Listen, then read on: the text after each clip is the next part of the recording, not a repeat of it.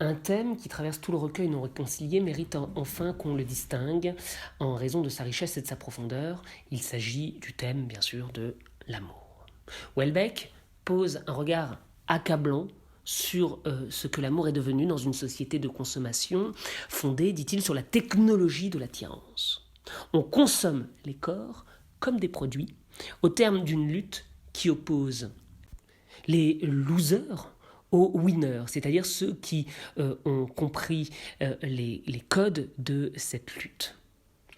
Alors bien sûr, le poème qu'il faudrait citer, c'est L'amour, page 44, qui décrit d'une façon peu reluisante l'amour avec des retraités regardant un film porno. Dans un cité porno, des retraités poussifs contemplaient sans y croire les ébats mal filmés de deux couples lascifs. Il n'y avait pas d'histoire. Et voilà, me disais-je, le visage de l'amour, l'authentique visage. Certains sont séduisants, ils séduisent toujours, et les autres surnagent. Et un peu plus loin, il en profite pour adresser un message à ceux qui n'ont jamais aimé. Je m'adresse à tous ceux qu'on n'a jamais aimés, qui n'ont jamais su plaire. Je m'adresse aux absents du sexe libéré et du plaisir ordinaire. Ne craignez rien, amis, votre perte est minime. Nulle part l'amour n'existe, c'est juste un jeu cruel dont vous êtes les victimes. Un jeu de spécialistes. Ainsi, il peut décrire ce qu'on appelle la misère sexuelle, s'intéressant au cas des célibataires, page 50. Tant de cœurs ont battu déjà sur cette terre, et les petits objets blottus dans leurs armoires racontent la sinistre et lamentable histoire de ceux qui n'ont pas eu d'amour sur cette terre. La petite vaisselle des vieux célibataires, les couverts ébréchés de la veuve de guerre, mon Dieu, et les mouchoirs des vieilles demoiselles, l'intérieur des armoires. L'amour a déserté tous les étages de la société, et même la famille. C'est le cas dans un poème qui évoque les hôpitaux et la fin de vie. Page 49. Les vieux savent pleurer avec un bruit minime. Ils oublient les pensées et ils oublient les gestes. Ils ne rient plus beaucoup, et tout ce qui leur reste, au bout de quelques mois, avant la phase ultime, ce sont quelques paroles, presque toujours les mêmes. Merci, je n'ai pas faim. Mon fils viendra dimanche. Je sens mes intestins, mon fils viendra quand même. Et le fils n'est pas là, et leurs mains, presque blanches. La conclusion est terrible, car il s'exclame, page 139, je cite, « Il n'y a pas d'amour, pas assez, pas vraiment. Nous vivons sans secours, nous mourrons délaissés. » Si l'on en reste là, il semblerait que toute consolation est impossible. Mais il ne faut pas se satisfaire de ce constat fait de faux semblants. Certes, l'amour fait souffrir. Mais sa cruauté ne doit pas empêcher de le souhaiter et de le vivre. Il faut résister à ce jeu cruel et voir l'amour comme un pur don. C'est le cas, par exemple, page 101. Je cite, « Perdre l'amour, c'est aussi se perdre soi-même. La personnalité s'efface.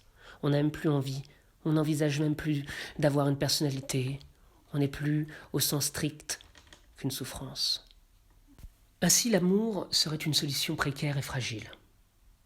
Il fonde la possibilité du lyrisme et d'un réenchantement. Il comble ainsi le manque. Le manque sensuel, page 118. L'espace entre les peaux, quand il peut se réduire, ouvre un monde aussi beau qu'un grand éclat de rire.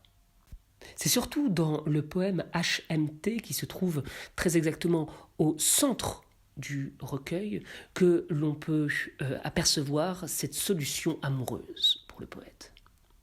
Le poème est l'histoire d'un amour fervent et déçu qui ouvre vers l'absolu. Au fond, j'ai toujours su que j'attendais l'amour et que cela serait un peu avant ma mort. J'ai toujours eu confiance, je n'ai pas renoncé. Bien avant ta présence, tu m'étais annoncé. Voilà, ce sera toi, ma présence effective. je serai dans la joie de ta peau non fictive, si douce à la caresse, si légère et si fine, entité non divine, animal de tendresse. Il existe donc au milieu du temps, dit-il à la fin du poème, la possibilité d'une île. J'aimerais terminer ce petit horizon de l'amour selon Houellebecq par un véritable poème d'amour qui s'intitule Véronique, dédié ainsi à une femme de ce prénom, qui a été par ailleurs sa femme. Lisons-le et faisons-en un rapide commentaire. La maison était rose avec des volets bleus. Je voyais dans la nuit les traits de ton visage. L'aurore s'approchait. J'étais un peu nerveux. La lune se perdait dans un lac de nuages. Et tes mains dessinaient un espace invisible où je pouvais bouger et déployer mon corps, et je marchais vers toi, proche et inaccessible, comme un agonisant qui rampe vers la mort. Soudain, tout a changé. Dans une explosion blanche, le soleil s'est levé sur un nouveau royaume. Il faisait presque chaud, et nous étions dimanche. Dans l'air ambiant montaient les harmonies d'un psaume.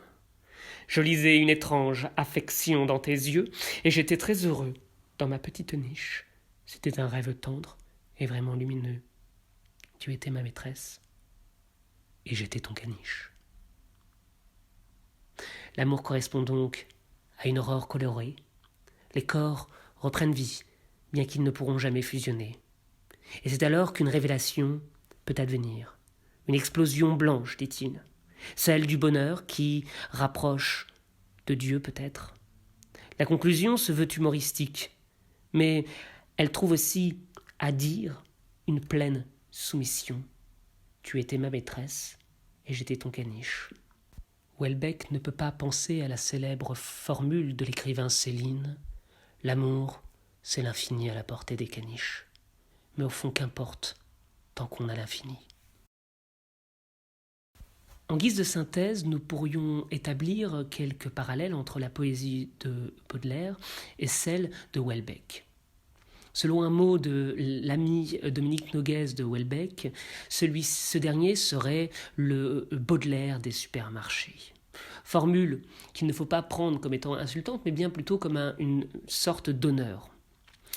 Alors, premier point commun, Houellebecq a un univers et une esthétique marqués par de fortes tensions, tout comme Baudelaire. Parmi celles-ci, on retrouve celle entre le trivial, le laid d'une part, et l'éclatant, le mystérieux, le beau d'autre part. Houellebecq et Baudelaire font état d'une forme de classicisme qui tente de faire entrer dans une structure stricte et musicale le chaos du monde et de l'être. Quatrième parallèle, on y retrouve dans les deux œuvres l'expression d'une forme de spleen, de mal-être, qui empêche toute adhésion à l'existence commune et invite à se réfugier dans la quête d'un idéal. Enfin, Houellebecq a une vision de l'amour et de la femme qui n'est pas sans faire écho à celle tout aussi torturée de Baudelaire. J'aimerais terminer cette trop longue peut-être, présentation par la lecture d'un dernier poème. Page 196. Il existe un pays, plutôt une frontière, où la lumière est douce et pratiquement solide. Les êtres humains échangent des fragments de lumière, mais ils n'ont pas la moindre appréhension du vide. La parabole du désir remplissait nos mains de silence, et chacun se sentait mourir. Nos corps vibraient de ton absence. Nous avons traversé des frontières de craie, et le second matin, le soleil devint proche. Il y avait dans le ciel quelque chose qui bougeait. Un battement très doux faisait vibrer les roches.